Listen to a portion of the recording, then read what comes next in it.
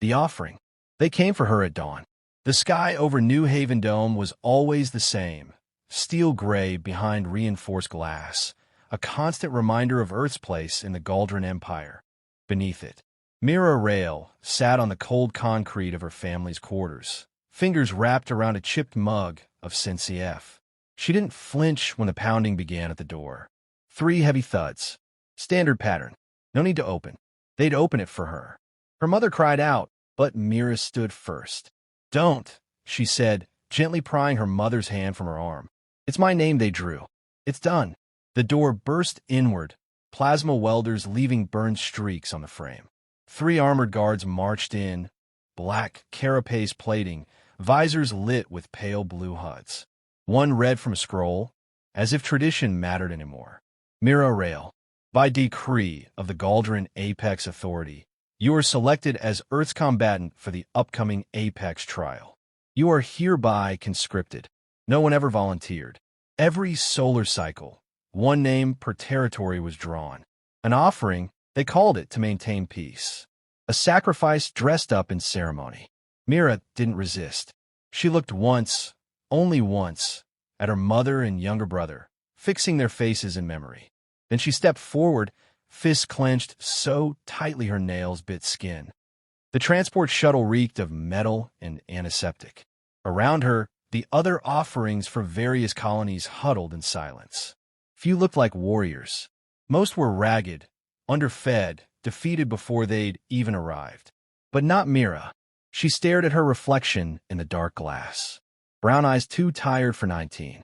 Cropped black hair. A long scar down her left cheek from the riot dogs back in Sector 6. She touched it absent-mindedly. Her father had told her once, "Scars tell stories. Learn to read your own." Her father, Mira Rael, had died 10 years ago. A resistance fighter executed live on Galdran broadcast. Mira had been made to watch, as had every child in the dome. She hadn't cried then either. The Apex Arena wasn't just a battlefield. It was the battlefield, broadcast across hundreds of worlds, the jewel of Galdran cruelty. Entire species were pitted against each other for glory, and the survivors became legends or propaganda. Mira stood at the entrance to the pit, a platform slowly rising beneath her. Harsh light blinded her eyes. Alien voices roared above. Her opponents towered over her, creatures of muscle, metal, and mutation. A 6-limbed war hulk from Graken Prime. A serpentine slicer wearing a halo of knives. Even the smallest of them looked like they could snap her in half without trying. The crowd laughed when they saw her. A human girl. No armor. No enhancements. No chance. A voice boomed across the arena, translated into 50 languages. Let the trial commence. The gates slammed shut. Mira didn't run. That was what they expected. Fear, panic, collapse. Instead, she dropped to one knee, placing her hand on the dirt and dust of the arena floor. It was warm. Energy currents ran just beneath the surface. Trap systems. She noted 3 high-ground points, a pillar with a loose seam, and blood spatters from earlier rounds. Every detail mattered. The War Hulk charged first, eager to draw first blood. Mira rolled left, narrowly avoiding a crushing blow. She didn't aim to strike back. She wasn't stupid. She aimed to redirect. The momentum of the hulking alien carried it into the path of another beast. A collision. Screams. One down already. She scavenged a blade from the corpse, its hilt still warm. The weight felt wrong, but she adjusted quickly. Her heart thudded hard, but steady. They had thrown her in expecting prey. But Mira had grown up fighting starvation, oppression, and the casual cruelty of an empire that crushed hope for sport. This wasn't new. This was familiar. Somewhere above, a Galdran broadcaster muttered, "She should be dead." Another voice, sharper and cold, replied, "Or worse, she might win." Mira circled, blade in hand, watching, calculating. The fear was still there, but she caged it. Let them come. She would write her story in blood, just like her father had. And when she was done, they'd remember the day they offered a human girl to the gods of war. And she walked into the pit smiling. 5 minutes later, the arena was chaos. Dust choked the air, kicked up by charging limbs and thrashing claws. Roars and shrieks echoed off the walls. Blood, blue, black, green, splattered across the white stone floor. The crowd above screamed in delight, but Mira barely heard them. She heard everything else. The hiss of a scythe blade igniting behind her. The grunt of a wounded fighter to her left. The brittle snap of bone. Her breathing, sharp, measured just like her father taught her. Adapt. Think. Survive. The war hulk she'd redirected was twitching on the ground. One of its four legs crushed beneath a skittering mech hound that had pounced too late. She didn't bother finishing it off. Not yet. There were bigger problems. Something fast and slithering flashed to her right. She dropped low, felt a needle pass inches from her neck. A venom dart. Poisoned. Instant kill if it connected. She rolled, came up behind a boulder-sized corpse, and grabbed a severed limb. An arm twice the size of her torso. She didn't care. She swung it hard when the slithering creature lunged, using the weight like a makeshift mace. Crack. Skull impact. The alien dropped, stunned. Mira didn't hesitate. She stabbed the scythe blade into its neck once, twice, until it stopped moving. 3 minutes in. 5 opponents down. The rest were watching her now. Even the ones that hadn't attacked her were starting to drift away from each other, uneasy. A human girl had just killed 2 of the most aggressive beasts in the pit, and she was doing it with junk weapons and dead limbs. Above, the announcer's tone had shifted. Unusual tactics, remarkable improvisation. Humans are notoriously unpredictable. Mira grabbed a shard of glass-like shrapnel and tucked it into her boot. She was building a mental map of the arena, where the pressure plates triggered spikes, where the terrain dipped slightly for cover. She'd memorized 1,000 maps like this, scavenging food in the dome back home. This wasn't combat. This was urban survival.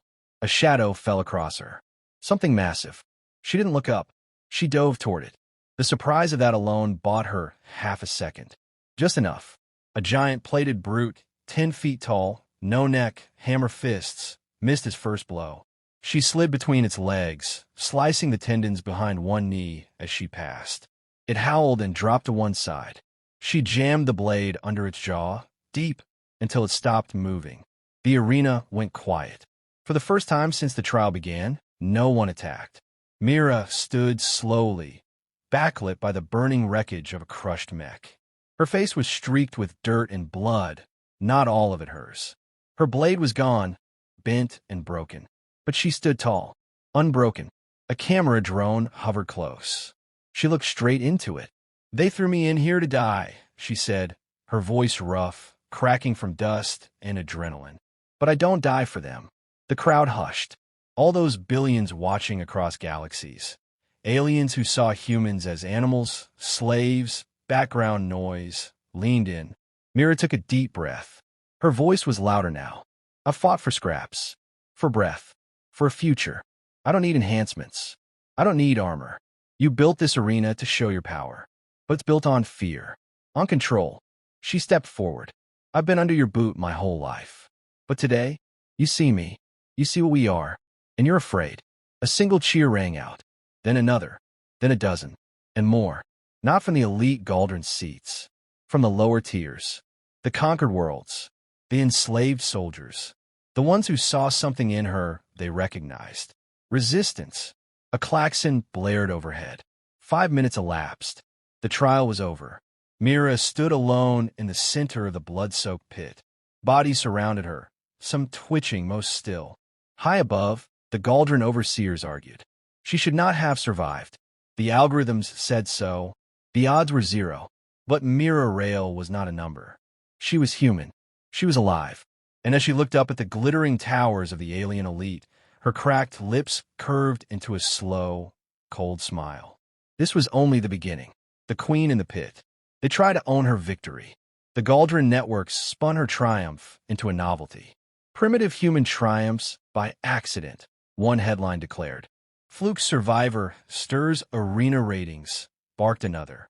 Mira watched the broadcast from her cell, jaw tight, fingers wrapped around the dull metal bench bolted to the wall. She wasn't surprised. They didn't celebrate her. They commodified her. Just another beast that bled well for the cameras. A voice crackled through the cell speaker. Combatant Mira Rael. Prepare for trial briefing. No rest. No reward. Just more blood. The chamber they marched her into was massive and cold. A cathedral of alien steel. Screens hung from the ceiling, showing images of her. Slowed footage, kill shots, dramatic angles. She barely recognized herself. At the center stood a Galdran noble, tall and sickly pale, dressed in purple robes laced with neural thread. His eyes glowed faintly, a product of genetic refinement. Royal class. Dangerous. You've made quite the impression, he said, circling her like a collector inspecting a relic. The crowd loves you. Your fearlessness. Your unpredictability. Mira said nothing. We've decided to elevate your next trial. Not a solo test. Team combat. Mixed species. Dynamic hazards. His smile thinned. We want to see how well the human girl leads. Leads? Mira blinked. A test, then. Not of strength, but control. Command. If she failed, they'd call it proof that humans were chaos incarnate. I'll do more than lead, she said quietly. I'll win. They gave her a few hours in the prep zone, bare walls, rudimentary weapons, and a hovering drone to track her every move. She studied holograms of the other combatants. None were trained soldiers. All were expendable. Except one. Designation. VA Tari, Class Epsilon. Insectoid, 6 limbs, armored carapace, no recorded speech. Kills, 32. A survivor. When the team assembled in the holding bay, the VA Tari locked eyes with Mira and gave a barely perceptible tilt of its head. Recognition. The others avoided her gaze. An aquatic brawler with fractured armor. A simian brute breathing hard through cracked tubes. A shadowed humanoid hunched and twitching. All of them looked ready to die. Don't think of this as a team match, Mira said flatly. Think of it as escaping death by being useful. They stared. Stick close to me. I know the arena. I know how they think. And if we survive, you owe me nothing. If you wander off, you die alone. The gate opened. They stepped into a new arena. Crumbling ruins, partial cover, and long-range kill zones. Traps glinted faintly under the dirt. The first minutes were a test of patience. Snipers. Lurebots. Environmental hazards. One of the simians ran ahead. A plasma spear skewered him mid-step. Screams. His blood steamed in the air. Don't run, Mira whispered. Think. She led them through tight alleys, directing the aquatic fighter to flood one passage with cryomist from a cracked hydrant. She used the Vieturi's height to scout ahead, relying on hand signals they developed silently, instinctively. She didn't bark orders. She listened, adapted, read every moment like it was a page from her old scavenging days. When the opposing team struck 4 heavily armed mercenaries from Rylak's syndicate, they expected a mess. They found a unit. Mira baited them with herself, used cover fire from her aquatic ally, and triggered a rockfall to split their formation. When the VA Tari dropped from the ceiling like death incarnate, it took 2 heads before the rest even screamed. Minutes later, it was done. Mira stood panting beside the VA Tari, her hand covered in someone else's blood. The rest of her team was bruised, but alive. For the first time in years, she felt something flicker inside her chest. Not rage, not vengeance, pride. Back in the cell, the silence was deafening. No scolding, no mockery, just stillness. The door hissed open. The same noble entered, but this time his smile was thinner, tighter. You've won them over, he said. Mira folded her arms. Good. Wasn't supposed to go this far. There it was. Fear. You were supposed to be a story, he continued. A novelty, something to entertain the masses, then burn out. But now, slaves are chanting your name. Prisoners refuse to fight. Even other species are asking to be reassigned to your unit. Mira stepped forward. Her voice was calm. Then maybe you should have picked someone easier to kill. The noble's face twitched. Enjoy your fame, little human. It ends soon. She let him go, because she wasn't done rising yet. Not even close. They wanted a queen for their pit. Now they had one. Apex Ascendant. The night before the final trial, Mira couldn't sleep. The air in her cell was heavy with silence, broken only by the distant hum of force fields and the buzz of drones sweeping the hallways. She sat on the floor, knees to her chest, arms wrapped around them like she used to as a child when the power went out in the New Haven Dome and the guards came hunting for amusement. But this time there was no fear, just the strange, aching quiet of possibility. Tomorrow, she would fight in the Apex Ascension, the arena's highest challenge. A match reserved for legends, not for humans, not for anyone who came from the bottom. They hadn't even tried to hide their motives anymore. The Galdron Council wanted her erased, on the grandest stage possible. Publicly, definitively. But every time they stacked the odds, Mira learned to climb higher. They gave her a choice of weapons for the final match. It was supposed to be an honor. Mira chose her fists. The other champions arrived in glory. 10 of them, heavily armed, augmented, bred for war. Mira recognized 2 from the broadcasts. Ascendant, the 6-time Blood Titan from Vornok, and Yezra the Siren, whose voice alone had killed entire teams by Rupture Song. She stepped into the light last, wearing nothing but simple combat gear and a pair of worn boots. The crowd erupted, half with cheers, half with jeers, all watching. Mira didn't care. She only listened to the silence inside herself, the space where pain had once lived, now filled with something new, something sharp, steady, purpose. The trial began in a simulation zone. Forests, ruins, swamps, designed to test endurance, tactics, and leadership. But Mira knew what this really was. A hunt. 9 champions. 1 target. Her. She moved fast, using cover, elevation, and the environment like an old friend. For hours, they chased. She didn't fight back immediately. She waited, studied, wore them down. First to fall was the brute from Carthos, lured into a vine pit and impaled on his own blade. Next, a sniper duo whose neural links she severed by reprogramming a drone she captured midair. They weren't just opponents. They were patterns. And Mira had spent her life reading patterns to survive. She wasn't stronger. She was smarter. Midway through the trial, she found herself face to face with Ascendant, 7 feet tall, a living siege weapon. He laughed when he saw her. "I will crush your spine, human." Mira looked him dead in the eye, then stopped talking and try. He charged. She didn't flinch. She dove into the blow, twisting at the last second, using his weight against him, slamming a stolen shock spike into the back of his neck. It sparked once, then again, and the brute dropped like a bag of stone. The crowd roared, not just for the kill, but for the impossibility of it. 3 remained, then 2, then 1. Yezra the Siren, the favorite. Her voice could rupture flesh and shatter bone if she hit the right frequency. She floated above the broken trees, arms glowing with psionic fire. "Lay down," she called sweetly, "and I will make it painless." Mira smiled. "I've lived through worse than your songs." Then she activated the echo loop she'd hidden earlier, a sound trap salvaged from a broken drone. The siren's voice bounced back at her, warped and amplified. She screamed once, beautiful and terrible, and dropped from the sky. Mira caught her mid-fall and whispered, "Your mistake was thinking power only came from birth." Then she let her go. The siren didn't rise again. The arena was silent. No one else stood. Mira Rael, human, unmodified, unwanted, was the last one breathing. The announcer's voice cracked as it echoed across the stadium. "Victory to the human." But Mira didn't raise her arms, didn't gloat. She looked up, past the lights, past the drones, past the cold faces of the Galdron elite. She looked into the cameras, into every dome, every slave quarter, every backwater world watching. And she spoke. "You wanted me broken. You made me strong. You wanted a symbol of weakness. You gave me a platform. You tried to bury us. But we are not done rising."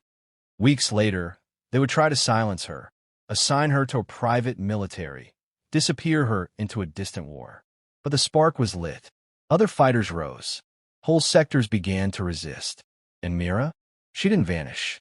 She became a name, a myth, a queen not of a throne, but of the battlefield. They cast the human girl into the Apex arena.